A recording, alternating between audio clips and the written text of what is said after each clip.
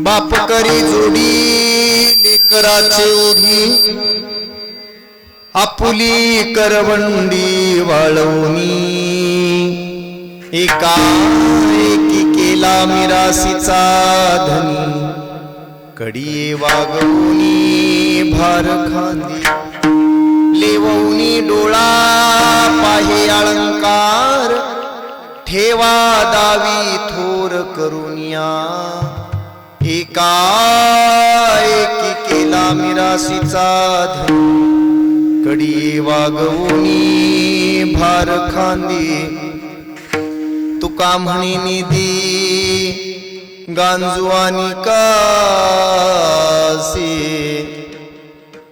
उदार जीवासी आपुलिया एकाएकी केला मिरासीचा धनी कडिये वागवुनी भार खांदी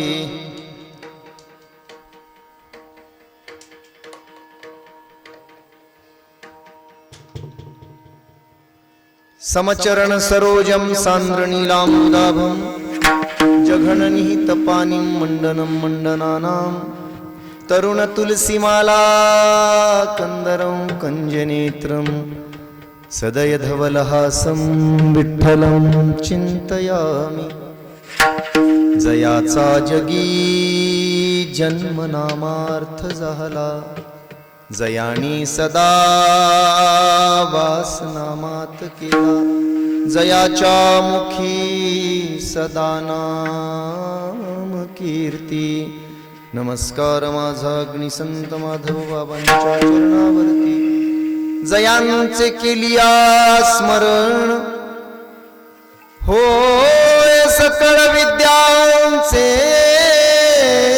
अधिकरण तेची वंदू श्री चरण श्री सद्गुरूंचे ते नमस्कारून यता मशैलाभ देहं धनुजवन कृशानं ज्ञानिनाम ग्रगण्यं सकल गुणानिधानं वानरानामधीशं रघुपति प्रिय भक्तं वातजातं नमामि नमो ज्ञानेश्वरा नमो ज्ञानेश्वरा निवृत्ती उदारा सोपान देवा मुक्ताबाई नमो त्रिभुवन पावनी अद्दत्रय जननी देवाची मस्तक माझा पायावरी या वारकरी संतांच्या बाप करी जोडी लेकराचे ओढी आपली करवंडी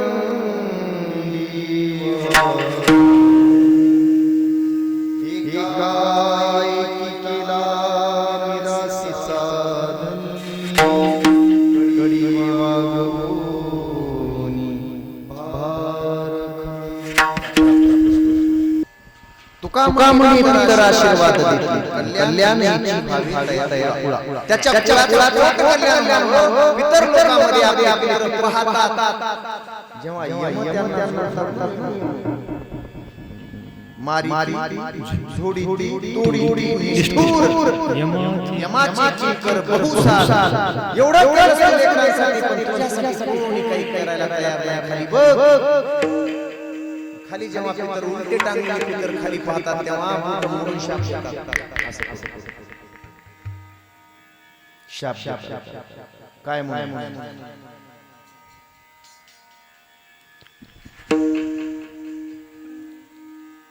तुझं कधी बरं व्हायचं नाही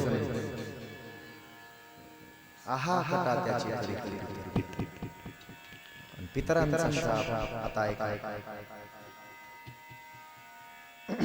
आनंद देवाचा शाप मिळाला चालेल लोकांचा शाप मिळाला चालेल ऋषीमुनींचा शाप मिळाला चालेल काही फरक पडत नाही पण ज्याला माय बापाचा शाप मिळाला तर तळाट लागला कठीण आहे लक्ष द्या जन्मभर पांडुरंगाची सेवा करून जन्मभर परमात्म्याची सेवा करून जर परमात्मा प्रसन्न झाला तुमच्या समोर आला म्हणायला लागला भक्ता माग फार माझी सेवा केलीस तू माग काय पाहिजे भक्त जर म्हणाला तुझ्यासारखा एखादा काही नाही पण फक्त माझी मेलेली मायबाप एक मिनिटासाठी माझ्या समोर आणून उभे कर मला एवढंच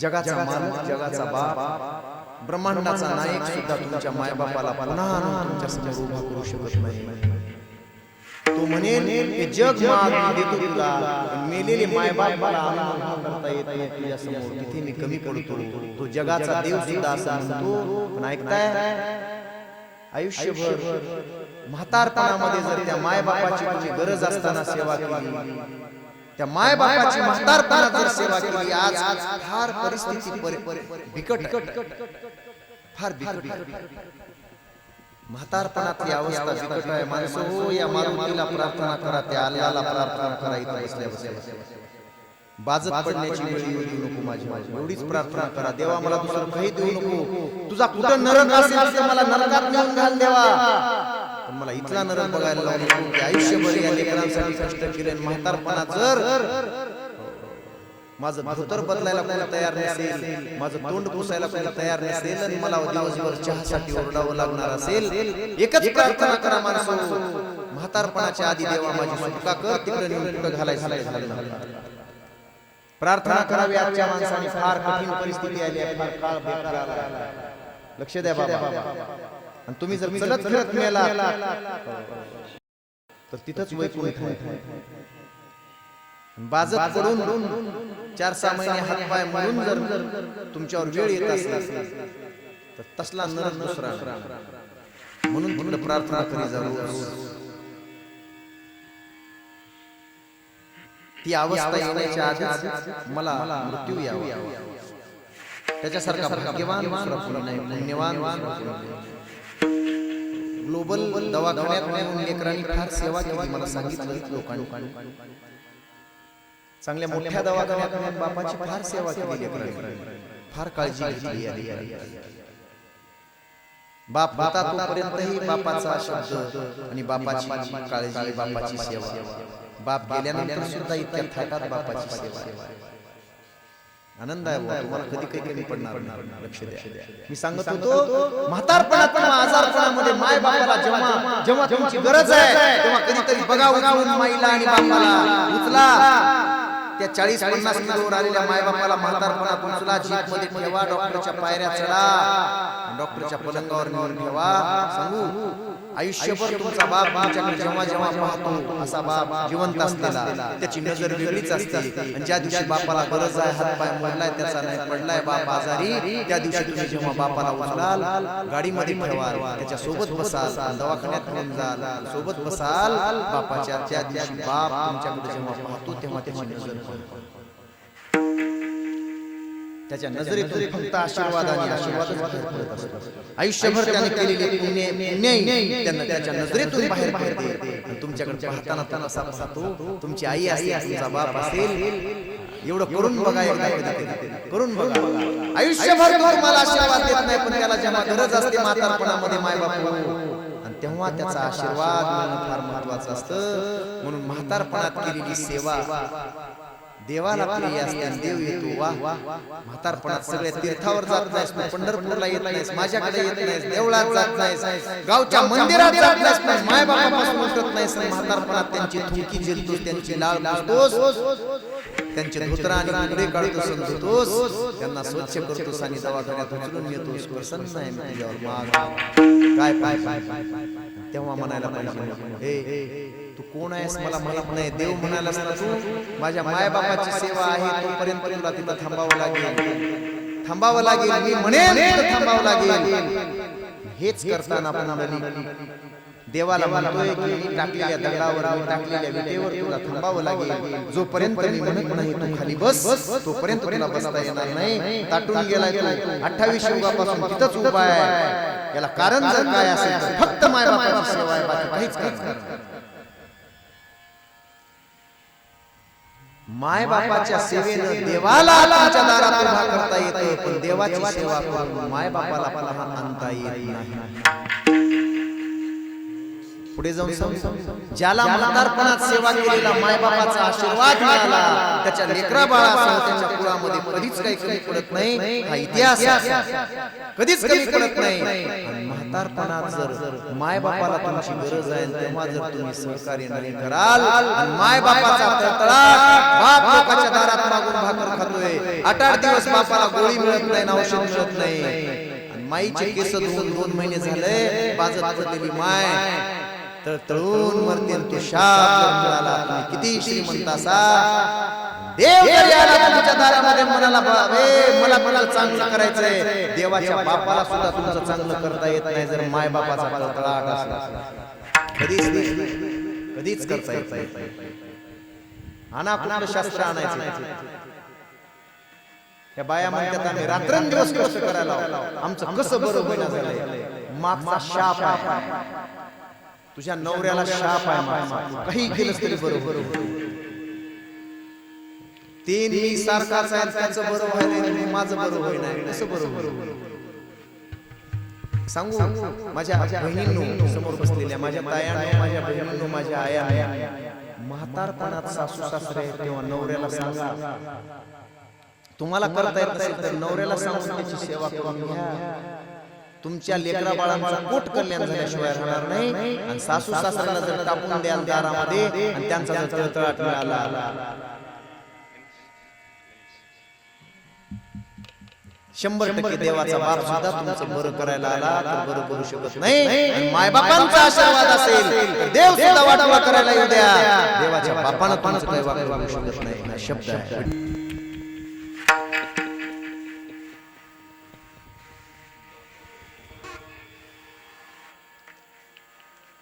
1674 रायगड सरपंच या जगातले मला वाटते जवळजवळ सगळे साधू संत मोठे राजे छत्रपती शिवरायांच्या राज्याभिषेकाला आले होते. 32 मन सोन्याचं सिंहासन तयार होतं, चकचकीत एवढा मोठा मुकुट तयार होता. पोरांनो ऐका ऐका, हिरे जडवलेला मुकुट तयार होता आणि माझा राजा सिंहासनावर बसलेला होता.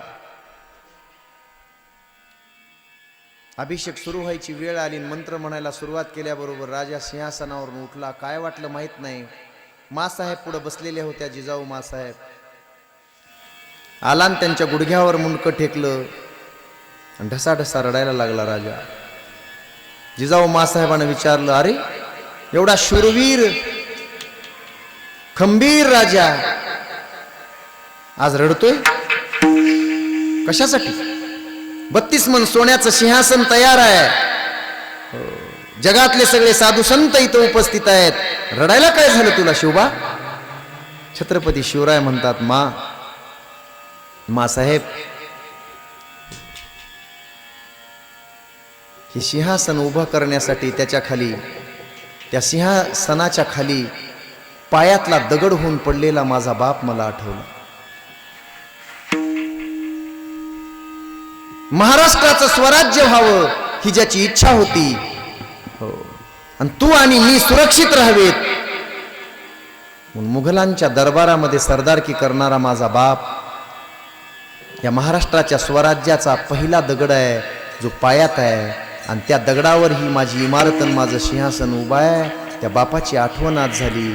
32 मनात सोन्याचं सिंहासन जर माझ्या बापानं आज पाहिलं असतं, पण कसा पाहिल? एकदा का आम्हाला सोडून गेलेला आमचा बाप फक्त मुघलांनी इकडे फिरून बघू नये, मुघलांनी महाराष्ट्राकडे नजर टाकू नये म्हणून मुघलांना तिकडंच अडवण्यामध्ये व्यस्त असणारा बाप, आणि त्यामुळेच मी स्वराज्य निर्माण करू शकलो. ज्या बापाची एवढी मोठी इच्छा होती महाराष्ट्राचं स्वराज्य व्हावं, माझ्या लेकरानं, माझ्या बायकोनं, माझ्या या सर्व महाराष्ट्रातल्या गोरगरीब शेतकरी कष्टकरी समाजानं चांगलं आनंदानं जगावं यासाठी बाप मुघलांचं लक्ष तिकडं फिरवण्यात व्यस्त होता. बापानं मुघलांची चाकरी करण्यामध्ये आयुष्य वेचलं, आयुष्य घातलं, म्हणून मी स्वराज्य निर्माण करू शकलो. माझा पाया, या स्वराज्याचा पाया आणि माझ्या सिंहासनाचा पाया या जगात दुसरं कोणी नाही. मासाहेब, फक्त माझा बाप शहाजी राजे आहे. आज त्या राजाची आठवण झाली, माझ्या बापाची आठवण झाली. म्हणून डोळ्यात अश्रू आले. आतापर्यंत कशालाच घाबरणारा, आतापर्यंत कुठंच न रडणारा हा शिवाजी आज रडतोय. त्याला कारण आहे की माझ्या बापाच माझ्यासाठी केलेलं कर्तृत्व, दातृत्व आणि नेतृत्व मला आठवलं. तो माझा बाप आठवला म्हणून रडतोय. मला वाटतंय जगद्गुरु तुकोबारायांनी हेच पाहिलं असेल. स्वराज्य तर निर्माण झालं आणि त्यानंतर अभंगाची निर्मिती केली असेल. स्वतःचं शरीर कष्टविलं, स्वतःचा देह समर्पित केला, स्वतःचं आयुष्य बलिदान केलं ज्या शहाजी राजांनी. छत्रपती शिवरायांच्या डोळ्यात सुद्धा अश्रू आले ज्यांच्यासाठी, आणि छत्रपती शिवरायांना सुद्धा कृतज्ञता व्यक्त करावी लागली. अख्खं आयुष्य जाळून लेकराला सिंहासन निर्माण करून देणारा तो राजा आठवला असेल, आणि म्हणून शब्द तोंडातून बाहेर पडले असतील अभंगाचं.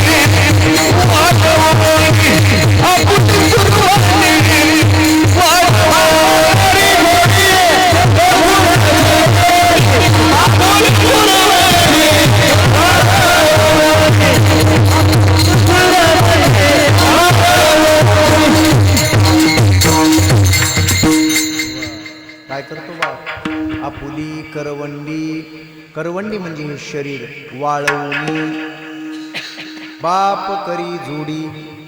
संप्राप्त सेवेसाठी घेतलेले अभंगाचे पहिलं चरण. जे बाप आहेत त्यांना कळेल, अजून जे बाप झाले नाहीत त्यांना नाही कळणार. आता रोडचं काम चालू आहे. अरे त्यांची अवस्था जर बघितली ना, ते रोड करणारी चालू आहे तिथे. त्या विहिरीमध्ये मी काल गावी होतो, त्या विहिरीमध्ये आडवे बोर चालू होते. वर उभारलेले माणसं सुद्धा त्या धुराळ्यामध्ये विहिरीतून निघणाऱ्या त्या बोरच्या वर थांबू शकत नव्हते, आणि त्या मशीनवर खाली तिघ चौघजण थांबलेले होते. विचारलं बाहेर असं, एवढं कशासाठी? ह्या लेकरा बाळासाठी करावं लागतं महाराज. रात्री बेरात्री ट्रकवर असणारा बाप, त्याला विचारा जाऊन, थंडी ऊन वारा पावसामध्ये घाटामध्ये ट्रक बिघडलेली असते, 2-2 दिवस तिथं झोपलेला असतो. त्या बापाला कधीतरी या पोरांना जाऊन विचारावं, बाप कसा कमवून आणतो. त्या रोडचं काम चालू आहे, तिथं त्या सिमेंटमध्ये भरलेले ते बाप पाहिले. हो, आणि पाहिल्यानंतर वाटलं अरे अरे एवढं करण्याची काय आवश्यकता. जे बाप झालेत त्यांना कळतंय बाप पण काय आहे. माय सगळ्यांना दिसते, घरात असलेली माय. हो, 3दा साबण लावून तोंड धुवून पावडर लिपस्टिक लाली लावणाऱ्या मम्म्या सगळ्यांना दिसतात घरामध्ये, सगळ्यांना दिसतात. पण रात्री 2 वाजता दांडावर जाणारा बाप, रात्री 2 वाजता विहिरीत उतरणारा बाप, रात्री 2 वाजता पायात काही नसताना दांडानं उसाच्या सरीसरीनं चालणारा बाप लेकरांना का दिसत नाही. खाय बाबा गुलाबजामुन, खाय बाबा हे दही भात, खाय बाबा दूध भात. बघा कशा हसऱ्यात माझ्या बहिणी. 2 वेळच्या जेवणाची चिंता करणाऱ्या या आया सगळ्यांना दिसतात, माय सगळ्यांना दिसते, पण बापाला फार मागे टाकलंय. तुकोबारायांना वाटलं असेल, अरे बापाचं एवढं मोठं समर्पण आहे, तो बाप का उपेक्षित ठेवलाय लोकांनी.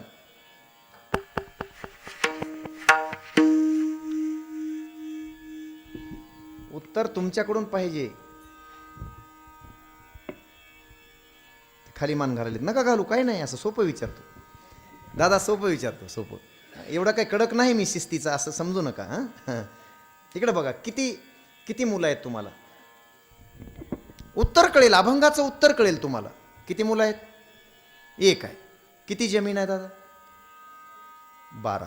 असू द्या ना, सांगा, काय नाही, मी लिहून नेणार नाही, म्हणजे लिहून कुठं सांगणार नाही कुणाला, नाही नाही, अजिबात नाही. 12 एकर जमीन आहे दादा. छान, म्हणजे समजा होऊ नये असं, तुमच्याच बाबतीत नाही, उदाहरण म्हणून तुम्हाला ठेवलंय मी समोर, हे सगळेच होऊ नये असं, पण उद्यापासून तुमचं पोरगं दारू प्यायला लागलं. इथल्या गावात दारूचं दुकान नसेल असं वाटतंय मला, आदर्श गाव आहे. हां, आदर्श गाव आहे. इथल्या गावातला मनुष्य दारू पित नाही असं मला कळलंय. कोणीच दारू पित नाही, आणि दारू पित असेल तर तो इथला नाही. पित असेल तर उद्यापासून बंद करून टाका. गाव चांगला आहे, कट्टुकट रस्ते पाहिले आम्ही. सरपंच आम्हाला घरी नेत होते, आणि सरपंचांनी सांगितलं की वा हो, बक्षीस यावर्षी 10 लाख मिळाले. ठीक आहे, चांगली गोष्ट आहे, आनंद आहे, सगळ्यांसाठीच आनंद आहे. करा. मी म्हणलं तुमच्याच दारात कसे गट्टू बसविले नाहीत रस्ता? ते म्हणले सगळ्या गावाचं बसविल्यानंतर बसविणार आहे मी. चांगली गोष्ट आहे, आनंद आहे. असो दादा, 12 एकर जमीन आहे. उद्या तुम्हाला हे आता कपडे आहेत तुमच्याजवळ 200 रुपये मीटरचे, मी तुम्हाला 500 रुपये मीटरची घेणार आहे उद्या. रोज तुम्ही ऑटोनं फिरता, जीपनं फिरत असाल, मी तुम्हाला चांगल्या AC गाडीमध्ये फिरवतो, लक्झर गाडीमध्ये फिरवतो, काळजी करू नका. तुम्हाला 1 रुपया कुठला खर्च येऊ देत नाही, इतकंही काम लागू देत नाही. तुमच्या आत्ता तुमची जी कंडिशन आहे, तुमच्या खिशात जर 50,000 असतील तर मी उद्या 1 लाख रुपये खिशात ठेवतो. कदाचित उद्या तुमच्या पोरानं दारू प्यावी आणि तुम्हाला शिव्या द्याव्यात, तुम्हाला घरातून आरेरावीची भाषा करून बाहेर घालण्याचा प्रयत्न करावा. तुम्ही घरात गेलात की पोरानं खाली मान घालून बाहेर निघून जावं. अलीकडे हेच पाहतोय आपण. पोरगं घरात आलं हो तर बाप खाली मान घालून बसतो. बापाला पोराला बोलावं वाटलं, आणि बाप घरात असल्यास शक्यतो पोरं घरात येत नाहीत. पहा, आपण जरा निरीक्षण करा अलीकडच्या पिढीचं. बाप घरात आला की पोरगं बापाला बोलत नाही, बापाच्या जवळ येत नाही. दादा, याच्यापेक्षा दुप्पट तुमची व्यवस्था करतो मी उद्या. ठरलं, आत्ताच ठरलं. आपण या गादीवरून बोलायलो, मी लबाड नाही बोलणार. ऐका, तुमचा मुलगा जे करणार नाही तुमच्यासाठी त्याच्यापेक्षा 10 पटीनं करून दाखवतो, काळजी करू नका. फक्त 12 एकर मधलं 2 एकर माझ्या नावावर करा.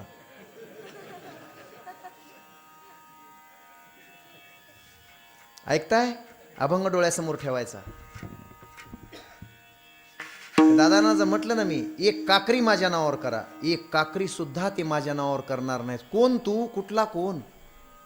पोरानं लाथा घालू द्या, पण एका काकरीसाठी भावासोबत डोके फोडाफोडी करतील.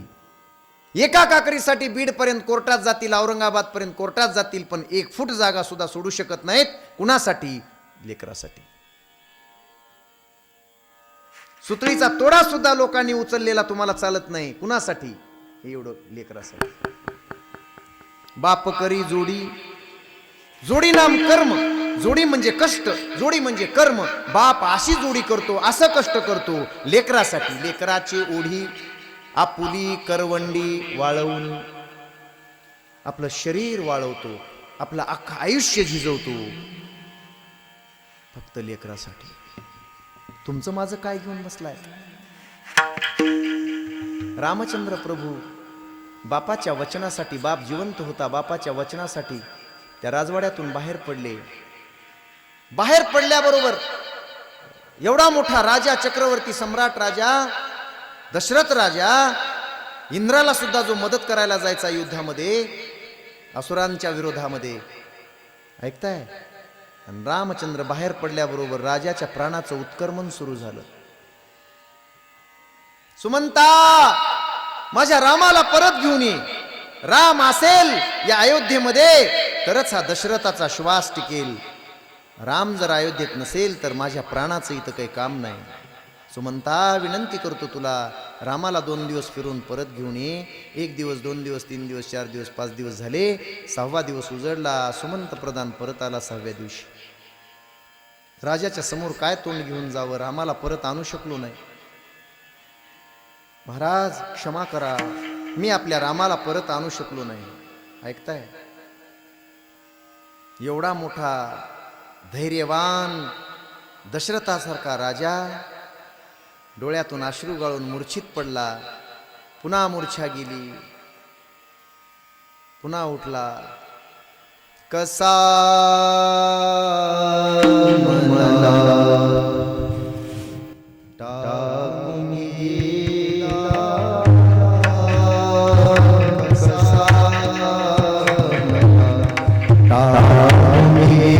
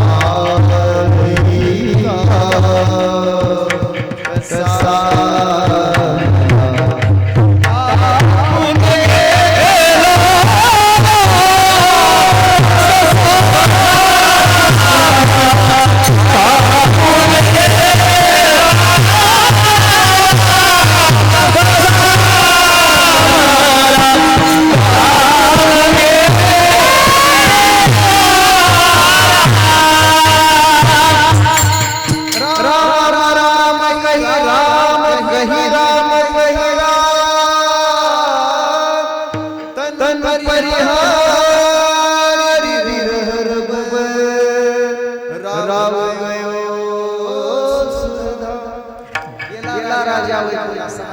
नाही म्हटला. 6 दिवस रामाला जाऊन झाले होते.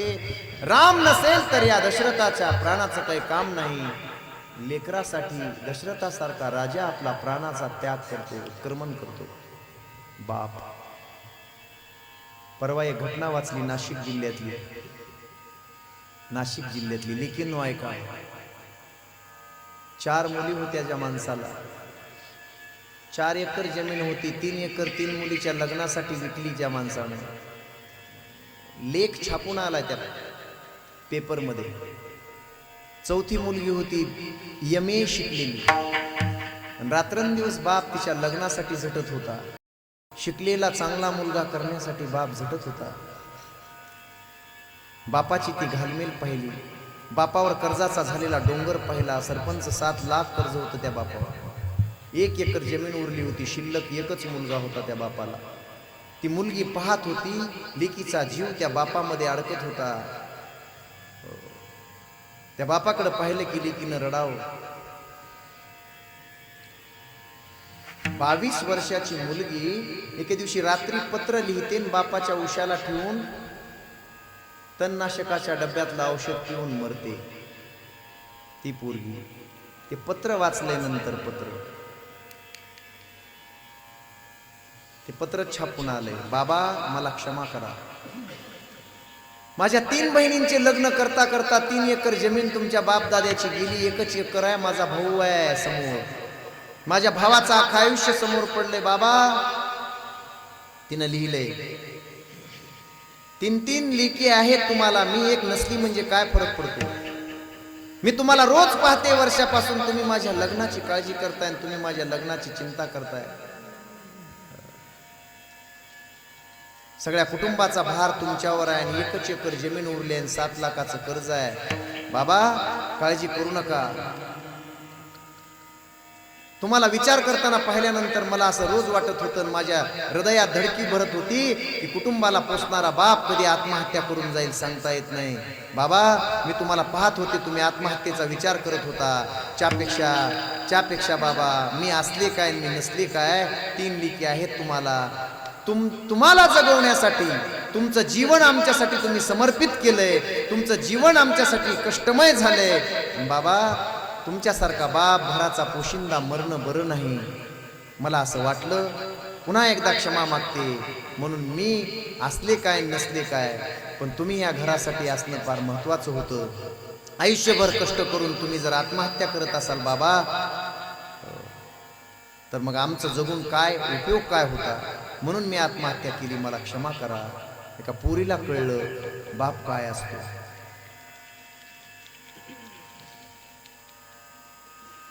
माता मौल्यांनो, तो आधारवड असतो, तुमचा आधारवड असतो.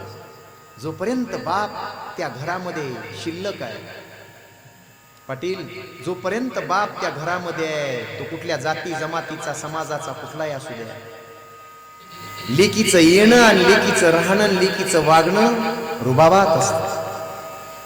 तुमचा भाऊ जरी तुम्हाला काही बोलला ना असं काय, ते घेऊ नकोस, याला हात लावू नकोस, नांदून आल्यानंतर माता मौल्यानो तुम्ही म्हणता हे गप्र, हे माझ्या बापाचा आहे, तू काही तुझ्या कमाईचं आणलेलं नाहीस, माझ्या बापाचा आहे, माझा हक्क आहे त्याच्यावर. बाप गेल्यानंतर तुमची बोलण्याची हिंमत सुद्धा होत नाही की हे माझा आहे आणि माझ्या बापाचा आहे. कसली फाटकी झोपडी असू द्या, 4 पत्र्याचं घर असू द्या, बापाचं 4 पत्र्याचं घर असू द्या, तुमचा इकडे बंगला असू द्या नवऱ्याचा, नवऱ्याच्या बंगल्यातून कधी कधी माहेरला जाईल वाटतं. 4 पत्र्याच्या त्या बंगल्यामध्ये आनंद महाराज फाटक्या गुदडीवर बसून केस न विंचरता शिळी भाकरन चटणी खाताना जो आनंद होता, आठवताय माता मौल्यांनो? माय बसलेली चुली पुढं, घरात फरशी नाही, वरून गळके पत्र आहेत, तशा गळक्या पत्रांमध्ये फाटक्या गोदडीवर बसलेली ही लेक, कांद्याची चटणी भाकर एवढी गोड लागत होती, एवढी गोड लागते. मायबाप गेल्यानंतर भावाचा बंगला असू द्या किती मोठा, घंटाभर तुम्हाला राहू वाटत नाही त्या बंगल्यात, कधी कधी परत आपल्या घरी जाईल वाटतं. हा फरक आहे बापाच्या असण्यात आणि नसण्यात. बाप हा आधारवड आहे, आधारवड आहे, किती मोठा आधारवड आहे. प्रत्येकाच्या जगण्याचा पाया म्हणजे बाप आहे. सरपंच साहेब लातूरला गेलो होतो, मला वाटतं तुमचे पाहुणेच होते, ते 27 रूमचा बंगला बांधलाय त्याने, वास्तुशांतीचं कीर्तन. दादा ते मला हाताला धरलं त्याने, तो 27 खोल्या दाखवीत फिरला, पुढचा बगीचा दाखवीत फिरला, त्या गाड्या दाखवीत फिरला. लक्ष द्या, 2 महिन्यापूर्वीची गोष्ट आहे. महाराज गावाकडे काही नव्हतं, माझ्या बापाकडे काही नव्हतं, पायलीभर ज्वारी लोकाची आणावी आणि आम्हाला कस्तरी भाकरी आणि आळणी खरट आपलं चटणी बरं खावं लागावं. 30 वर्षापूर्वी आमच्याकडे काही नव्हतं.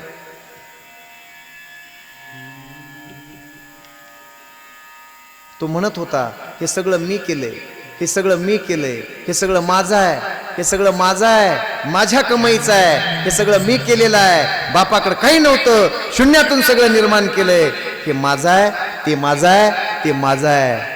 माझ्या तोंडातून शब्द गेला, दादा तू कुणाचा आहेस?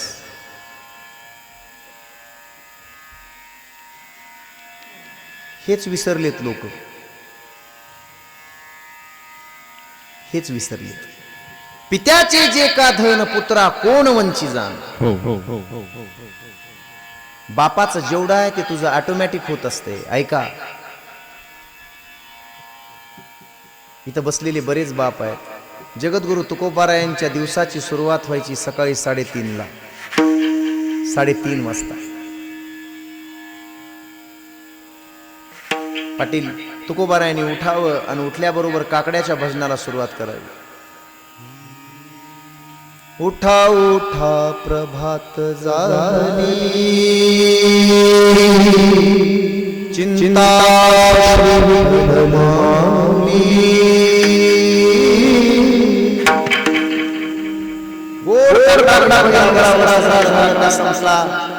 तुळशीला प्रदक्षिणा कराव्यात. माता मौल्यांनो ऐका,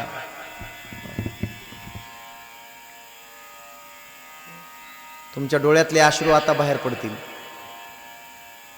बाप समोर ठेवा, आपला प्रत्येकानं आपला बाप समोर ठेवा. तुकोबाराय सकाळी सकाळी भंडाऱ्याच्या दिशेनं, घोरड्याच्या दिशेनं, भामचंद्राच्या दिशेनं रोज कुणीकडे तरी निघावेत भजन करण्यासाठी. पोरगी वयात आली होती, पोरगी मोठी झाली होती, तिचं नाव होतं भागीरथी. ती भागीरथी मोठी झाली होती, गाव सगळं थुतू करत होतं. काय तुकाराम महाराजांचं भजन, अरे घरात लेक लग्नाला आल्या, तुकाराम महाराज कधी नाव सुद्धा काढीत नाहीत लेकीच्या लग्नाचं. आणि मग आवलीनं म्हणावं, जिजाबाईनं म्हणावं, महाराज रोज एका डोंगरावर जाऊन भजन करता, तुम्हाला बोलायला आम्हाला वेळ नाही, पहाटेपासून भजनात असता, रात्री 12 पर्यंत भजना कीर्तनात असता. काय दिलंय त्या पांडुरंगानं? 400 एकर जमीन गेली, घर गहाण ठेवलंय, सगळ्या कर्ज रोखे खर्च खत सगळे पाण्यात नेऊन बुडवले. आता राहिले काय? कन्या भाकरीचे खाणे गाठी रामनाम लेणे. त्या पांडुरंगानं, त्या काळ्यानं तुमचं काय बरं केलंय? गाव हसतंय सगळं. बाप आहात तुम्ही, बाप. लक्ष द्या महाराज, बाप आहात, जरा मागे फिरा, बघा पोरगी लग्नाला आले. अधिकारी होती ती पोरगी सुद्धा. महाराजांनी म्हणावं, हो, योग्य वेळ आल्यानंतर माझा पांडुरंग करील सगळं. काय करणार आहे पांडुरंग तुमचा? महाराज जरा मागे फिरून बघा आणि लक्ष द्या, पोरीच्या लग्नाची काळजी करा. तुकोबारायांनी म्हणायचं, त्या पांडुरंगाला काळजी आहे, पांडुरंग करील तो सगळं. तुका म्हणे भार घातली यावर होईल कैवारी नारायण. ऐकताय माता मौल्यानो, लिकीवर फार प्रेम तुकोबारायांचं, भागीरथीवर फार प्रेम. तुकोबारायांच्या कीर्तनाला टाळ घेऊन उभा, कीर्तनात उभा, तुकोबारायांच्या काकड्याला उभा, ती भागीरथी नावाची अधिकारी मुलगी तुकोबारायांची. एके दिवशी करता करता ही आवली असं म्हणते ना, आठवडाभर झाल्यानंतर येळवंडी नावाचं गाव आहे 9 किलोमीटर अंतरावर देहूपासून. माता मौल्यानो एके दिवशी पाहुणे आले तुकोबारायांच्या घरी.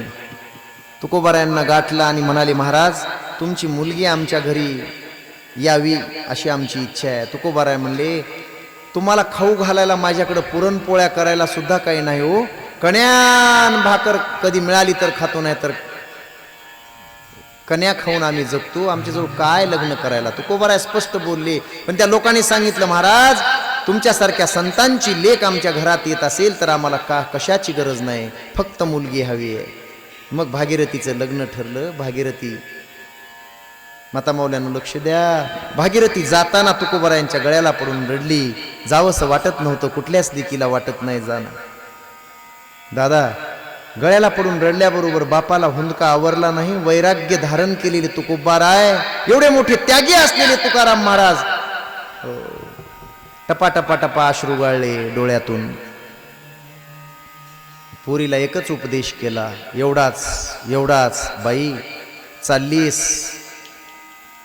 चाललीस नांदायला, माझा एवढाच शब्द घेऊन जा. कसं नांदायचंय तुझ्या हातात, पण एवढं विसरू नको की तू तुकाराम महाराजांची लेक आहेस.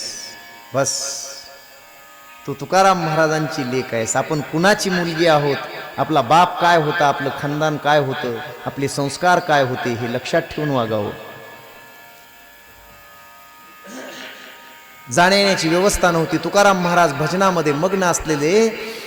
त्या देहू गावची एक माळीन मावशी होती आणि हिचं लग्न झाल्यानंतर ती माळीन मावशी कधी कधी येळवंडीला भाजीपाला विकायला जात होती. बाबा त्या मावशीनं भाजीपाला घ्यावा, 4-2 दिवसाला त्या येळवंडीला जावं आणि गेल्याबरोबर आता आमच्या तुकाराम महाराजाची मुलगी इथं दिली आहे. रोज माळीन मावशीनं भजन कीर्तन ऐकावं देवळात, संध्याकाळी तुकाराम महाराजांचं कीर्तन ऐकावं. 2 दिवसाला जाणारी ती माळीन मावशी भाजीपाला विकल्यानंतर जाऊन भागीरथीच्या घरी बसावीन. भागीरथीनं तिची रोज वाट पाहावी. भागीरथीला तिच्यात तुकाराम महाराज दिसायचे, कारण ती तिथं जाऊन तुकाराम महाराजांचा रात्रीचा अभंग आणि कीर्तन तिला सांगायची. बाळासाहेब महाराज, तिला तुकाराम महाराजच आल्याचा भास व्हायचा आणि तिनं मग जीव घालायचं आणि ते अख्खच्या अख्खं रात्रीचं कीर्तन विचारायचं, अभंग विचारायचं, भजन विचारायचं.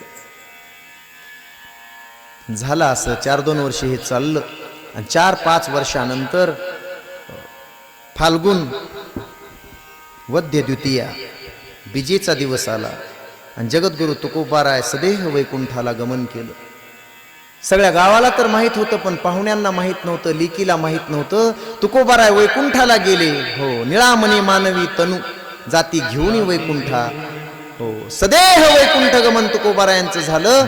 आणि माळीन 15 दिवस आली नाही. आणि 15व्या दिवशी माळीन पुन्हा पोटा पाण्याची चिंता म्हणून ते टोपलं घेतलं आणि भाजीपाला विकायला येळवंडीला आली. 15 दिवसानंतर आलेली माळीन, रोज वाट पाहणारी भागीरथी, बापाचा पत्ता लागला नव्हता. आणि ती माळीन पाहिल्याबरोबर धाय मुकलून तिच्या डोळ्यात अश्रू होते. 15 दिवसापासून भेटली नाहीस, माझ्या बापाची आठवण. बापावर एवढं प्रेम असतं लेकीचं, मायमावल्यानं विसरू नका. मला वाटतं कदाचित लेकीचं प्रेम आईवर कमी असेल, पण बापावर जास्त असतं. फक्त दाखवीत नाही, सांगता येत नाही. बापाचं प्रेम लेकीवर तेवढंच असतं जेवढं लेकावर नसतं. तपासून पहा.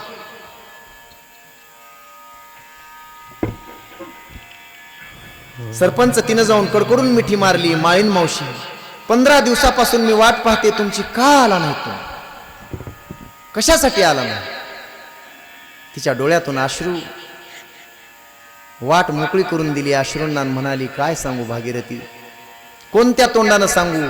देहूगावचं रत्न तुझा बाप आमचे तुकाराम महाराज सदेह वैकुंठाला गेले, आता ती इथं राहिली नाहीत. कोणत्या तोंडानं? 15 दिवस बाई, कधी खाल्लंय की कधी नाही की.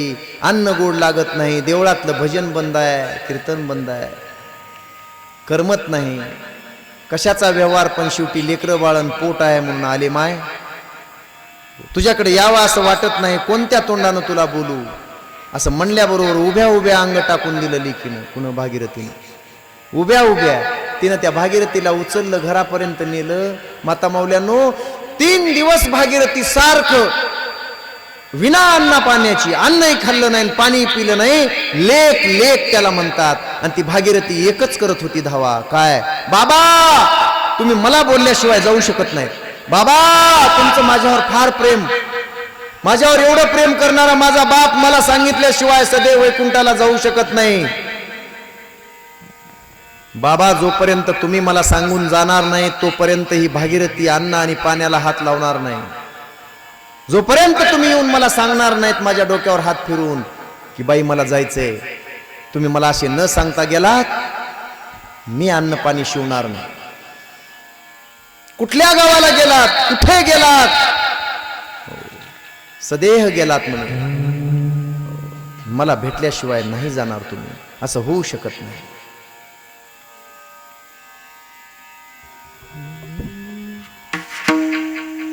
बाबा गेले कोण्या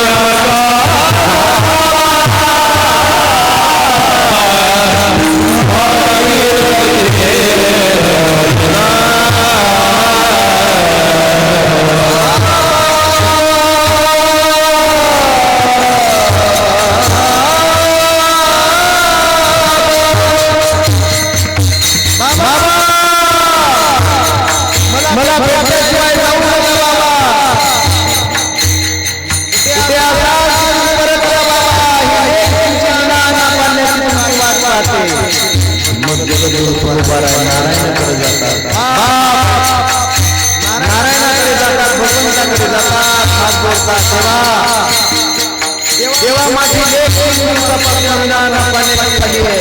मला मला माझ्या लेकीकडे गेलं पाहिजे. याच्या पूर्वीच तुम्ही 2दा खाली जाऊन आलाय, आता कसं शक्य आहे? नाही देवा, माझी लेक प्राण त्याग करीन माझ्यासाठी. माझ्या लेकीचं एवढं प्रेम आहे माझ्यावर. मला एकदा जाण्याची परवानगी द्या देवा, मला एकदा जाऊ द्या येळवंडीला, तिची समजूत करू द्या. वैकुंठात गेलेला बाप आपल्या लेकीसाठी परत येतोय. देवा परवानगी घेऊन बाप लेकीजवळ येतोय, भागीरथीच्या डोक्यावरून हात घालतोय. तुला आधार करतोय. तुला शास्त्र कळतंय तुकाराम महाराजांची असं रडायचं नसते बाई आया है तो जाएगा शरीर जाता हे नाशवंत स्वभाव आहे लक्षात ठेव बाई वासांश किरणानि यथा विहाय वाणी किरणाति नरोपराणि तथा शरीराणि विहाय जीर्णान्यानि संज्ञात्मनानि देहि हे भागीरथी लक्ष रडू नको माहित आहे मला प्रेम आहे बापावर जीवापार प्रेम करते कुठलीही मुलगी सासरी गेल्यानंतर सुद्धा फोन जेव्हा करते तेव्हा आईला फोन उचलावा बाप लेकीला भीत असतो कसा भीत असतो प्रत्येक बाप लेकीला भीतो का तिच्या प्रेमापुढे तो हरलेला असतो लेकीच्या प्रेमापुढे बाप हरलेला असतो तिच्या समोर जायला सुद्धा बापाला भीती वाटते बाप रडत असतो आनंद महाराज जेव्हा लेकीचं लग्न करतं बाप एकट्याच जाऊन बसतो लोकांमध्ये रडत नाही आठवा आपल्या लेकीला आजपासून माझी काळजी घेणार कोणी या घरात राहणार नाही कहून लागते बापाला आजपासून माझ्यावर प्रेम करणारी मला 3 वेळेला जेवलात का म्हणणारी लपून छपून माझ्याकडे पाहणारी माझं काय दय पाहणारी जेवलो का नाही याची चिंता करणारी माझी घरातली लेक तिला पाहायला पाहुणे आले तिचं लग्न ठरलंय बाप पहिल्यांदा रडून चिंता करतो पहिल्यांदा की आता माझं घरात माझं प्रेम घरात माझी माया निघून जाणार आहे रडत असतं हे दिसलं पाहिजे माय बाप दुसऱ्यांदा बाप रडतो जेव्हा लग्न होतं लेक सासरी नांदायला जाते 4 वाजेपर्यंत सगळे लोकांना जीव घालताना सगळ्या पाहुण्यांना पाठवताना बाप कधी कधी नवीन कपडे सुद्धा अंगावर घालू शकत नाही वाचा वगैरे गालावर आलेला असतो दिवसभर उपाशी असलेला बाप त्या लेकीचं लग्न थाटात करण्यासाठी झटत असतो आपली करवंडी वाळवत असतो लक्ष द्या माय बापू दुसऱ्यांदा बाप करतो लेक शिवटी बापाच्या गळ्यात पडते बाप शेवटी जावयाला हाल करतो लेकीसाठी जावयाला म्हणतो शाळेत कॉलेजात लेकरू आहे जावई बापू काही चुकलं तर मला सांगत जा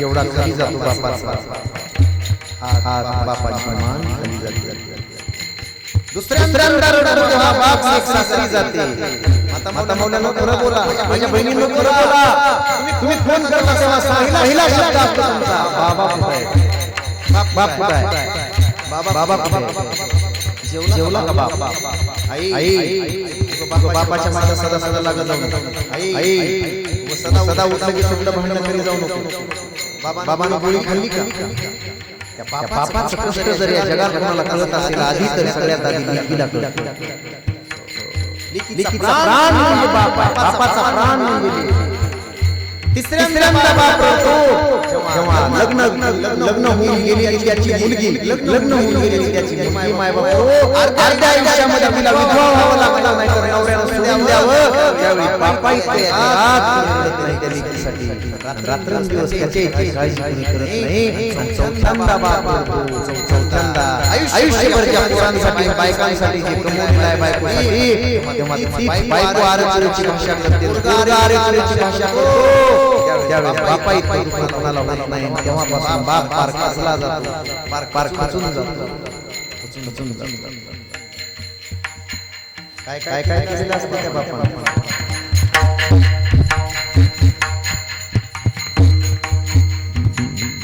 कोणीतरी फार सुंदर गायलंय लिहिलंय सरपंच मला कसं तरी होतया बाबा लोकांचा बघताना मला कसं तरी होतया बाबा लोकांचा बघताना उरी हुंगा दाटतोया गोष्ट बापाची सांगताना खमीस वाटा फाटलेले सुई दोऱ्याने शिवले माझ्या बापाच्या पुत्राला सदा जाळ जोडलेलं. आठवा तो लहानपणीचा शेतात कष्ट करणारा बाबा. चूल पेटत नवली दिस दिवस घराला. पायली बरडाण्यासाठी बाबा गावात फिरला. आमचं दुखलं खुपलं बाबा डॉक्टर दावायचा. आमच्या सुखाची चिंता सदा मनात करायचा. बाबा मनात झुरायचा. लग्न लेकीच करीन लाखभर हुंड्यासाठी शेतमळ्याचं वीण. असा कनवाळू बाप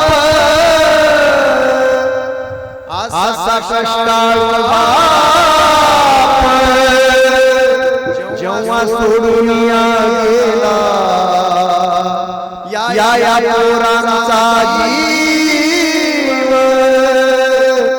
तसा कसा तरी झाला. तवा कसा तरी झाला. मला कस तरी होत या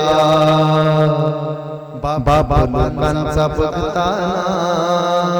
उरी हुंदका दाटोया गोष्ट बापाची सांगताना. गोष्ट बापाची सांगताना.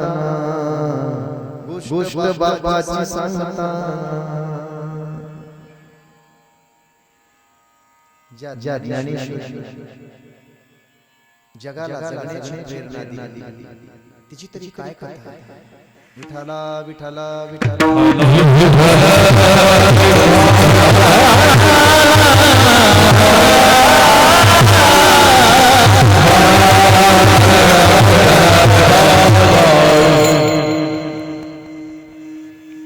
सगळ्यांना कथा माहित आहे. मी अभंगासाठी बोलतोय फक्त. बाप करी जोडी लेकराची ओढी आपुली करवंडी वाळवणी. बाप झाल्यास लक्षात येते ना. येते ना जन्मलेल्या मुलीसाठी काय काय करावं लागेल याची चिंता. माता मौल्यांनो, प्रत्यक्ष प्रसंग पाहण्याची वेळ आल्यानंतर लक्षात येते. म्हातारा झालेला बाप काठीवर त्या लेकीची पिशवी घेऊन जेव्हा निघतो ना तेव्हा लक्षात येते. सरपंच माझ्या गावाला नवीन एसटी सुरू झाली होती. नवीन एसटी मी कॉलेजला असताना नवीन. त्या बापाचं किती लेकीवर किती प्रेम असतं. 2-2 पोरं असताना लेक आली नव्हती 2 वर्षापासून. आली नव्हती. आणि दुसऱ्या चुलत म्हणजे भावाच्या पोराला पाठवून म्हाताऱ्यानं लेकीला आणलं. एकटंच म्हातारं. बायको नव्हती. बायको गेलेली होती. गोठ्यात राहणारं म्हातारं पण लेकीवरचं प्रेम. आर पोरो 2 वर्षापासून बबी आली नाही. माझी पोरगी आली नाही. अरे आणा तिच्या घरी काही कमी नाही पण माहेरची वाट पाहत असेल. बाप 100 जणाजवळ म्हणायचा. लेकीला आणलं काही बरं पाहिलं नाही. 4-2 दिवस राहिली लेक. जाताना तो बाप लेकीची पिशवी उचलला आणि एसटीकडे जायला लागला. ए रामराव, अरे पोरगी चालली रे, जागा धरा, आज बाजारचा दिवस आहे, गर्दी असते एसटीला, जागा धरा. 10 जणाला बाप म्हणत होता जागा धरा. पोरीसाठी जागा धरा. आणि एसटी आल्याबरोबर बाप ती काठी घेऊन ती पिशवी घेऊन एसटीकडे पळतोय पोरीच्या पुढं. पुरीला वाईट वाटलं. बाबा म्हणले एवढी धडपड करू नका, पडाल तुम्ही. तुमचं वय राहिलं नाही बाबा. आता वय राहिलं नाही बाबा. मिळेल जागा नाही तर नाही मिळेल. बाप मोठ्यानं ओरडायला. ए भाऊ, ए पाटील, अरे एक जागा ठेवा रे, पोरगी चालली आहे. आणि पिशवी घेऊन त्या लेकीच्या मागं काठी घेऊन बाप एसटी मध्ये. आम्ही कॉलेजला. माता मौल्यांनो, पोरीजवळ गेला बाप. पोरगी पाहिली बसलेली. बापानं ती पिशवी तिच्या हातात दिली आणि तिच्या डोक्यावरून हात फिरवला. पुरी, बबे माफ कर, मला क्षमा कर. आता तुझा बाप काही तुला पुन्हा दिसल नाही तर न दिसल. आता मी राहू शकत नाही. आता मला कळायला लागलंय तुझा बाप उद्या राहील नाही तर न राहील. क्षमा कर. मला माहित आहे तुझ्या भावानं, तुझ्या दोन्ही भावानी तुला साडी नाही चांगली घेतली, तुला पीस चांगलं घातलं नाही.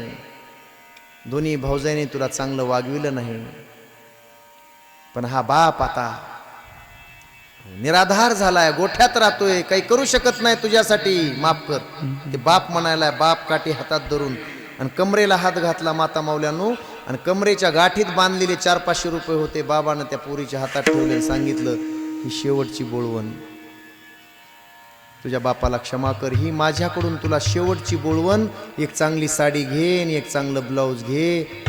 हो, तुझा बाप, तुझ्या बापाच्या हातात आता काही राहिलं नाही पोरी, काही राहिलं नाही, क्षमा कर.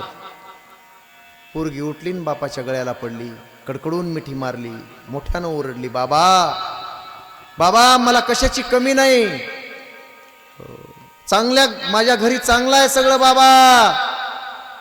पुरी तू घरी किती श्रीमंत असलीस, हो, पण माहेर श्रीमंत असणं महत्वाचं आहे. चांगला बाप पुरीला हात जोडून उभा आहे आणि पुरीनं गळ्याला मिठी मारली, बाबा तुम्ही चांगले राहा, तुम्ही सुखाचे राहा. ते कंडक्टर म्हणतोय उतरा आता बाबा, उतरा खाली. ड्रायव्हर फिरून पाहतोय, बाबा उतरायला लागला की पोरगी तिथून उठली आणि बापाच्या गळ्यात पडली. बाप म्हणला आता माझं काही खरं नाही पुरी, पुन्हा माझं तोंड तुला पाहायला मिळेल का नाही सांगता येत नाही. हा बाप तुझी बोळवण चांगली करू शकला नाही. ते ड्रायव्हर रडायलाय, कंडक्टर रडायलाय, माणसं असे सगळे एकटक त्या बापाकडे पाहिलेत आणि पोरीकडे पाहिलेत. तुझा आनंद व्हावा आणि तू सुखी राहावीस. काठी टेकवत टेकवत बाप खाली उतरला, तो पाहिला बाप. अजूनही पहा, आपण शेतातून आलेला, बायकोसोबत भांडणं झालेला कुठलाही तुमच्या गावातला बाप जेव्हा बाजूवर जाऊन बाजूला पडलेला असतो, बायकोला बोलत नाही, नाही मला जेवायचं, तेव्हा ते त्या पोरीला कळतं, ती पोरगी येऊन जवळ बसते, बाबा चला की हो, पप्पा चला की हो, पप्पा जेवा की हो. काय झालं पप्पा, आई तशीच करते, मम्मी तशीच करते, तिचा स्वभावच तसा आहे, ती भांडकुदळच आहे, ती भांडतेच. पप्पा चला, तिला माहित असते त्या लेकराला की रात्रंदिवस माझा बाप कष्ट करायलाय, कळावं कष्ट करायलाय. आणि मग डोक्याजवळ येते आणि डोकं दाबायला लागते, बाबा मी झेंडूबाम लावू का, डोकं दुखायलंय का तुमचं, पाय दुखायलेत का बाबा. आणि मग गालावून असे हात फिरवते, काय पप्पा काय बघा, तुम्ही नाही जेवला की मी जेवणार नाही, सांगायले तुम्हाला, मी सुद्धा जेवणार नाही, जा मग झोपा तुम्ही उपाशी, मी उपाशी झोपणार आहे. मग बाप गळपाटून धरतो असा त्या 10-12 वर्षाच्या पोरीला, देवा पांडुरंगा माझी माय गेल्यापासून माझ्या गालावर कुणी हात फिरवला नाही, पण ही माझी मायच दुसरी जन्माला आली, ही माझी लेक म्हणजे माझी माय आहे देवा. हिचाच हात फिरला, बाप लेक म्हणेल तसा ऐकतो आणि गुमान चलत जातो. लेकीसाठी बापाचा जीव. शेवटचा एक दृष्टांत देतो थांबतो. बापाच्या जीवनामध्ये लेकराशिवाय दुसरं कोणी नसतं, कोणी नसतं. विठाला विठाला विठाला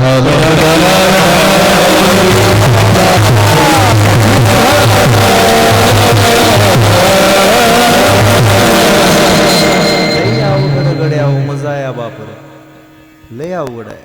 बाप कळणं लईच अवघड आहे जगामध्ये. हा हा, माय तरी कळेल पण बाप कळत नाही, इतकं सोपं नाही बाप कळणं, लय अवघड आहे.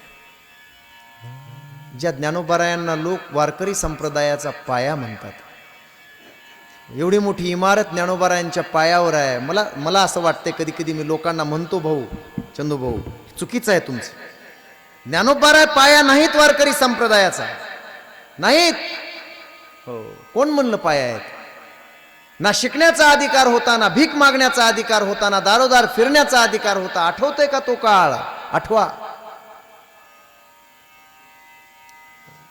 आठवा 12वं शतक. पीठ मागायला गेलं तर माती टाकावी लोकांनी, खापर मागायला गेलं दादा तर पाठवावं. नीट ऐका, जो अभंग ठेवलाय आपल्या समोर, नीट ऐका. आजकाल अशी कीर्तनं ऐकणारेही कमी झाले आणि सांगणारेही कमी झाले.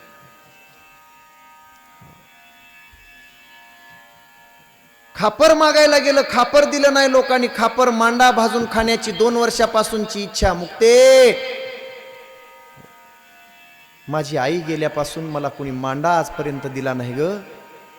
माझी आई होती तेव्हा मला कसा तरी मांडा कुठून तरी मिळायचा ग, 1-2 महिन्याला. मला फार इच्छा झाली, मला मांडा खाऊ वाटतो. मग मुक्ताबाई, तेवढी लहान 10 वर्षाची मुक्ताबाई म्हणते, ज्ञानदादा, आई गेल्यानंतर बहिणीचं कर्तव्य असतं, आई गेल्यानंतर बहीणच आई असते दादा, बहीणच आई असते. मी करून देईल ना तुला मांडा. काय ते कुणीतरी लपून चोरून दिलेलं 4 मोठी पीठ होतं गव्हाचं घरामध्ये, मी देते ना दादा मांडा करून. आणि कुंभाराच्या वाड्यात गेलेली ती छोटीशी मुक्ताबाई कुंभार दादाला म्हणते, कुंभार दादा, सांगा ना, मायबाप गेल्यानंतर बहिणीचं कर्तव्य काय असतं? तो म्हणला, बहिणीनं आई व्हायचं असतंय आणि भावासाठी लेकरांचं प्रेम द्यायचं असतं.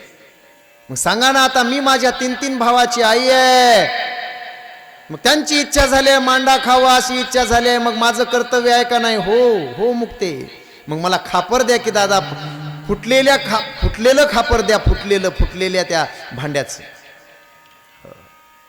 कुंभार दादा म्हणतो, मुक्ते, मला ते करता येणार नाही, मला गावात राहायचंय, मला आळंदीत राहायचंय, मला तुला खापर देता येणार नाही, मला वाटतंय तुला द्यावं. मुक्ताबाई तिथून मागं फिरते, डोळ्यात अश्रू आहेत, डोळ्यात अश्रू आहेत. त्या झोपडीमध्ये जाते, त्या कुटीमध्ये जाते. मुक्ताबाईला राग येतो, खापर देऊ नये समाजानं. एवढी बिकट अवस्था आणि बेकार अवस्था लोकांनी केलेली सगळ्यांना माहीत आहे बाबा, सगळ्यांना माहीत आहे. याच लेकरांचा संसार व्हावा आणि याच लेकरांचं मोठेपण जगाला कळावं, हे लक्षात आलं पाहिजे आपल्या. आणि जेव्हा भीक मागू देत नव्हते लोक, तेव्हा विठ्ठलपंत कुलकर्णींनी रात्री बेरात्री जावं, कुठं लोकांच्या दारामध्ये, ब्राह्मणाच्या कर्मठाच्या दारात जावं, भीक मागावी, भीक मागावी. हे ब्रह्मवृंदांनो, पाहिजे तर मला कुठलीही शिक्षा देऊ शकता, पण माझ्या चिमुकल्या छोट्या छोट्या लेकरांना शिक्षा देऊन तुम्हाला काय प्राप्त करायचंय? माझ्या लेकरांच्या मोंजी राहिल्यात, माझे लेकर क्षुद्र राहून जातील. माझ्या लेकरांना भीक मागून तरी खाऊ द्या. 3 दिवस उपाशी आहेत, 3 दिवस पाणी पाजून माझी बायको त्यांना झोपवते आणि उपवास आहे म्हणून सांगते, उपवास आहे म्हणून सांगते, 3 दिवसाचा उपवास आहे म्हणून सांगते. आठवा ते चरित्र. पाण्यावर राहिले 3 दिवस त्या सिद्ध बेटामध्ये, आणि बापानं रात्रीच्या वेळेला जाऊन चोरून ब्राह्मणाचा दरवाजा वाजवून सांगावं, माझ्या लेकरांना भीक तरी मागू द्या, त्यांना जगण्याचा अधिकार द्या, त्यांना विद्यार्जन करण्याचा, शिक्षण घेण्याचा अधिकार मिळू द्या. चूक माझी आहे. ते म्हणाले, आमच्याजवळ काही राहिलं नाही, विठ्ठलपंता, तुला न्याय हवा असेल तर तुला ब्रह्मसभेसमोर जावं लागेल पैठणला. आणि पैठणला विठ्ठलपंत कुलकर्णी आले. बरेच शास्त्र उकलून पाहिले, बरेच शास्त्र धांडळून पाहिले, आणि त्या कर्मठांनी न्याय दिला. एकच न्याय, विठ्ठलपंत कुलकर्णी, तुझ्या लेकरांचं बरं व्हावं, तुझ्या लेकरांना शिक्षण मिळावं, तुझ्या लेकरांना 4 मुठी पीठ मिळावं, भीक कुणातरी कोरभर भाकरीची घालावी असं वाटत असेल तर विठ्ठलपंत कुलकर्णी, तुला एकच करावं लागेल, देहांत प्रायश्चित्त घ्यावं लागेल. लक्ष द्या.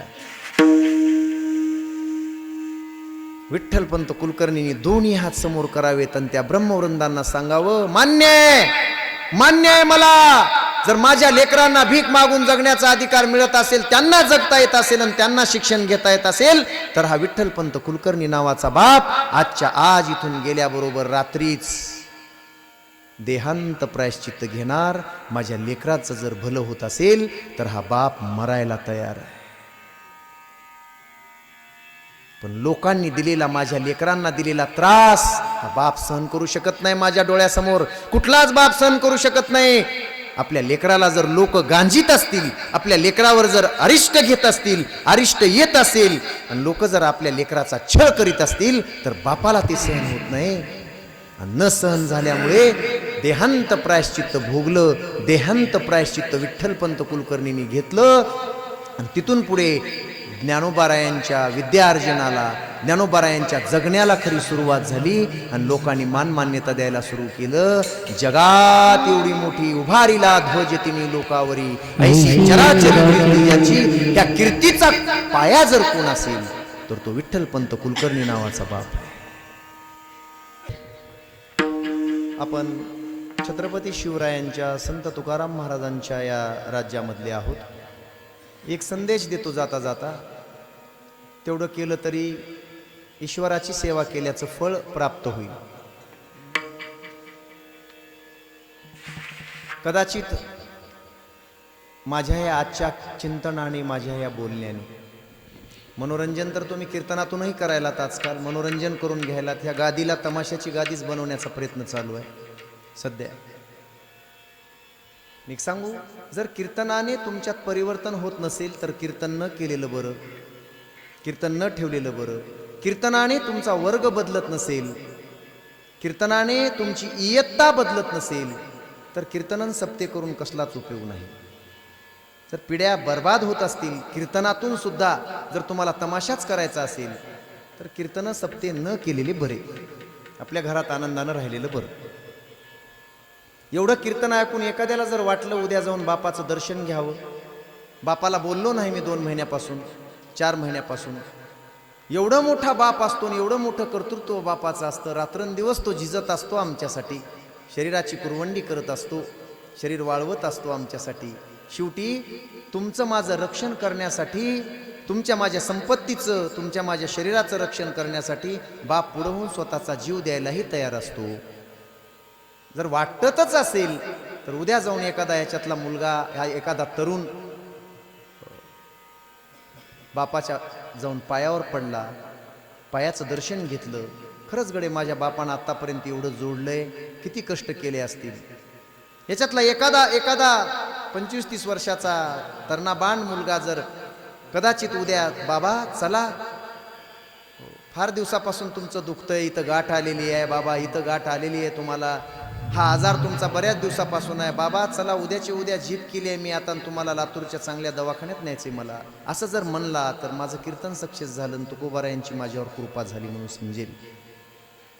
इथून गेल्यानंतर एखादी माता माऊली, ह्या मुली छोट्या छोट्या जर आई वडिलांचं दर्शन घेतलं इथून गेल्यानंतर, पोरांनो खरं बोला, बापाच्या संपत्तीवर मजा मारणारे तुम्ही आणि मी, स्वतःची 1 एकर घ्यायची लायकी नाही तुमची माझी, पण बापानं एवढं सांभाळून ठेवलंय आणि इतकं करून दिलंय, एवढा वाडा बांधून दिलाय, प्रत्येकासाठी एवढं केलंय ना, असं वाटलंय का पोरांनो कधी? तुम्ही तरुण आहात, बायकोचा फोटो तुमच्या स्टेटसला असतो कितीतरी वेळा. सगळे नाहीत सुधारणार, मला माहित आहे, सगळे नाहीत सुधारणार. बरेच जण मला वेड्यात काढतील, हा आलाय शिकवायला आम्हाला. मी नाही शिकवत, हे जगद्गुरु तुकोबाराय शिकवतात. सकळ तीर्थाची धुरे जी एका माता पितरे तया सेवेसी कीर शरीरे लोन कीजे. देवाची पूजा करू नका, मंदिरात जाऊ नका, पण घराच्या मंदिरात असलेल्या मायबापाची पूजा करा. तुमचं घर मंदिर झाल्याशिवाय राहणार नाही, तुमचं घरच मंदिर होईल. तुम्हाला जायची काय गरज आहे? अशी अनेकांची घरं मंदिरं झालेली आहेत. ऐकताय? मला असं एवढी अपेक्षा आहे इथल्या मुलांकडून, या धानोरतल्या आदर्श गावातल्या मुलांकडून. इथं हिंदू मुस्लिम समाज, मंदिराला मंदिरं एकमेकाची. ही इकडच्या बाजूला माझ्या मस्जिद आहे अतिशय भव्य आणि दिव्य, इथं मारुतीरायाचं एवढं मोठं मंदिर आहे, पांडुरंगाचं इकडं मंदिर आहे. अतिशय आनंदानं राहता तुम्ही, मलाही आनंद झालाय. हो, ऐकताय? पण इथून गेल्यानंतर कधीतरी वाटावं की मी माझ्या बापाचं स्टेटस ठेवणार आहे. माझ्या बायकोचा वाढदिवस मी साजरा करून माझ्या बायकोचा पुष्पहारासहित मी फोटो स्टेटसला ठेवला, व्हॉट्सॲपला ठेवला, ग्रुपला पाठवला. कदाचित एखाद्याला वाटावं की एवढं कष्ट करणारा बाप आणि माझी आई, मलाही 100 रुपयाचा हार आणायचा आणि 100 रुपयाचे पेढे आणायचेत, मायबापाला दारात बसवायचे आणि त्यांच्या गळ्यात पुष्पहार घालून त्यांना पेढा चारायचा आहे, त्यांच्या पायावर पाणी टाकून कुंकू लावून मलाही एकदा मायबापाचं दर्शन घ्यायचे, मला स्टेटस ठेवायचे मातृपितृ दिनाच्या दिवशी. असं एखाद्या तरी तरुणाला वाटलं पाहिजे. आणि बापाचं स्टेटस त्यानं ठेवलं पाहिजे, आईचं स्टेटस कधीतरी ठेवलं पाहिजे. बायकोचं रोज ठेवा, मला नाही म्हणायचं नाही. तुमच्या बायका मला दगड घालते, हो असा म्हणून गेला, असं नाही. बायकोवर प्रेम करा, बिलकुल करा, तिचा रोज डोक्यावर हात फिरवा, माझी वागीन म्हणा तिला, मला काही त्याच्यात वाईट वाटणार नाही. पण कधीतरी वर्षा 6 महिन्याला बापाचं आणि आईचं स्टेटस ठेवून बघा, काय आनंद असतो. मायबापाला दाखवा, मायबापाची कधीतरी ढाळजत बसून, दरवाजात बसून कधीतरी उग पूजा करा. पोळ्याच्या दिवशी तरी करा त्या बापाची पूजा, करा कधीतरी. घाला त्यांच्या गळ्यात पुष्पहार, बस थांबायचे मला आता. एवढं जर केलं त्याचा परिणाम 1 वर्षात या ढाकणे महाराजाला फोन करून सांगा. महाराज तुम्ही म्हणला होतात मी आठवड्यात केलं, 8च दिवसात मी केलं, आणि मला एका वर्षात काय होऊन आलं, काय माझ्यावर परिणाम झाला हे मला एका वर्षानंतर सांगा. सरपंच, जिथं कथा असते माझी, रामकथा असो भागवत कथा असो, ह्या लोकांना माहीत आहे. तुम्ही यूट्यूबला पाहू शकता. छोट्या छोट्या मुलींची मी पूजा करतो. आपलं कर्तव्य आहे. मी शिकलो फार मोठ्या माणसाकडून. माझं कर्तव्य आहे गावातल्या छोट्या छोट्या 21 लेकींची पूजा करतो मी कथेमध्ये करतो म्हणून आहे तसं, पण हे केलं पाहिजे प्रत्येक महाराजांनी. समाजाचा दृष्टिकोन बदलायचा असेल आणि समाजात परिवर्तन घडवायचं असेल तर. हो, नाहीतर संतांचा शाप मिळेल या गादीवरून प्रत्येक महाराजाला. तुम्ही काय करता, नुसतं बोलता का? 2 तास आई सांगताना आई कुठं आहे तुमची वृद्धाश्रमात? मी जर आईचे पाय दाबले असतील, सेवा केली असेल, आजारपणात आईला उचलला असेल माझ्या, तर मला अधिकार आहे चेक करावं, पुन्हा महाराज गादीवर आणावं. लोकांनी चेक केलं पाहिजे. लोक चेक करत नाहीत. लोकांना तमाशाची सवय लागली. लोक ज्ञानेश्वरी वाचत नाहीत, लोक गाथा वाचत नाहीत. हो, म्हणून कुणालाही आणून नाचवतात. वाचलं पाहिजे मायबाप. हो, चेक करा, मला चेक करा. माझ्या जीवनात मला चेक केलं पाहिजे तुम्ही. तुमचं बरं व्हायचं असेल म्हणून मला आणलं असेल तर. एक दुसरी गोष्ट, जिथं कथा असेल तिथं, आता काल परवा टाकले त्यांनी यूट्यूबला, 101 लेकरांनी कथेमध्ये मायबापाची पूजा केली.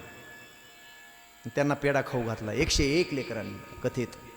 हा इतिहास आहे. मला कोणी शाबासकी द्या नाही तर न द्या. अरे आपल्या पोट भरण्यासाठीच आपण हे गाणं वाजवणं, कीर्तन करणं त्याच्यासाठीच करतो का? आपलं काही कर्तव्य आहे का नाही? आपलंही कल्याण झालं पाहिजे असं काही वाटलं पाहिजे का नाही? 4 लोकांनी आपल्याला आठवणीत ठेवलं पाहिजे. बाळासाहेब परवाच दिवशी त्या उदगीरला 101 लेकरांनी पूजा केली मायबापांची. ते मायबाप येताना गळ्याला पडून रडत होते माझ्या. ही पावती आहे, मला लोकांनी पावती द्यायची गरज नाही, तुम्ही पावती द्यायची गरज नाही. रोज फोन आहेत तिथल्या लोकांची मला. असं आयुष्यात घडलं नाही आमच्या गावात कधी. उलट बोलणारे लेकरं सुद्धा पाया पडायलेत. आयुष्यात घडलं नाही. 41 माळी घातल्या, हा परिणाम आहे, हे परिवर्तन आहे. 41 माळी शेवटच्या दिवशी कथेमध्ये.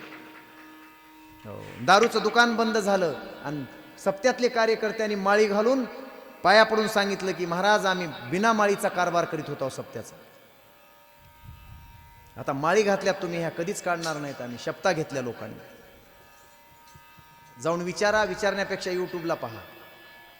तुम्ही तिथपर्यंत जाऊ शकणार नाही. हे परिवर्तन झालं, करू शकतो प्रत्येक महाराज, करू शकतो हे परिवर्तन. प्रत्येक गायक वादक परिवर्तन करू शकतो. कोण म्हणलं करू शकत नाही? आणि लोक एवढं देतात. माझे श्री गुरु श्री संत मोतीराम महाराज दस्तापूरकर, सोपान काका इसादकर, परिवर्तनाची कीर्तन होते. लोक त्यांच्या पायाखालची माती घेऊन तुळशी टाकीत होती माझी आजी. एवढं प्रेम आणि एवढा आदर होता. अरे आम्हाला हुंगून विचारायला तयार नाहीत लोक कोणी.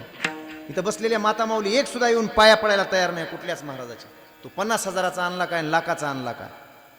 ही कधीतरी लाज वाटली पाहिजे आमची आम्हाला. फुलं अंतरणारे लोक आमच्याकडे बघायला तयार नाहीत. 2 तास फक्त महाराजाचा उपयोग. चिंगमची गोळी खाऊन, जसा माणूस क्रिकेटचा खेळ असतो चिंगमची गोळी खाऊन 2 तास चगळतो, फुकून फेकून देतो, तसं महाराजांचं काम झालंय. 10,000 द्यायचे, 15,000 द्यायचे, 20,000 द्यायचे, चगळायचं आणि महाराज फेकून द्यायचा. पुन्हा त्याचं माझं काही घेणं देणं नाही. हा वारकरी संप्रदाय नाही. ही वारकरी संप्रदायाची परंपरा नाही. विनंती आहे तुम्हाला, इथून गेल्यानंतर कधीतरी मायबापाला हात द्या, मायबापाला आधार द्या. आईजवळ बसा, आईच्या हातपायाला हात लावा.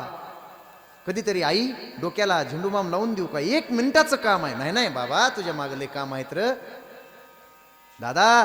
बायकोला 5,000ची साडी घेता, उसने पैसे काढून घेता. लक्ष द्या तरुणांनो, इथं तरुण आहेत आज फार. हो, आईला 5,000ची साडी घेता. कधीतरी माईला म्हणा, स्वतःच्या माईला कधीतरी म्हणा, काय माय चल चांगल्या दुकानामध्ये तुला आज मी मनावर साडी घेणार आहे तुझ्या. कधीतरी हा शब्द आपल्या मुखात आहे का? बोला, कधीतरी वाटले का? कधीच नाही. इथं आपण अपयशी ठरलो, इथं आपण दुर्दैवी ठरलो म्हणून आमचं दुःख कधी जात नाही आणि सुख आम्हाला प्राप्त होत नाही. कितीही कमवा, 100 रुपयासाठी धडपडणारे हे माणसं आज लाखो रुपये खिशात आहेत तरी सुखी नाहीत. चिंता यांच्या चेहऱ्यावर. त्याचं कारण हे आहे, घरातली लक्ष्मी, घरातली आई सुखी नाही, घरातला बाप सुखी नाही, चिंतेत आहेत. म्हणून तुम्हाला सुख मिळू शकत नाही. जोपर्यंत मायबाप प्रसन्न नाही तोपर्यंत ते घर सुखी होऊ शकत नाही. नाही नाही. ज्ञानेश्वर माऊली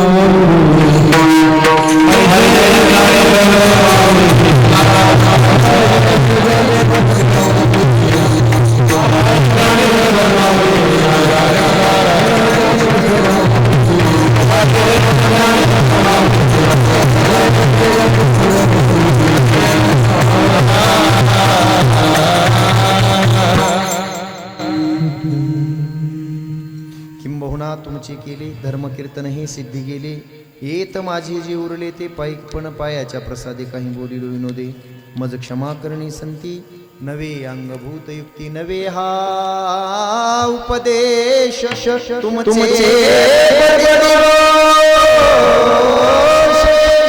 तुमच्या कृपेचे पोषणे जन्मोजन्मी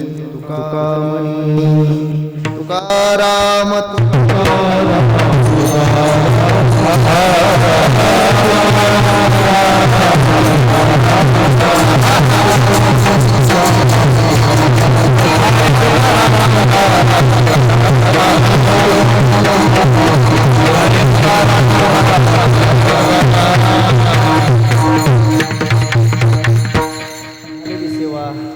वैकुंठवासी सुग्रीव दादांच्या चरणी समर्पित करतो. ह्या सगळ्या सेवेचं पुण्य, वर्षश्राद्धाच्या नामचिंतनाचं आणि उद्याच्या अन्नदानाचं सगळी पुण्याई परमात्म्याने त्यांच्या सेवेमध्ये आणि त्यांच्या जीवनभराच्या कार्यामध्ये एकत्रितपणे जमा करावी.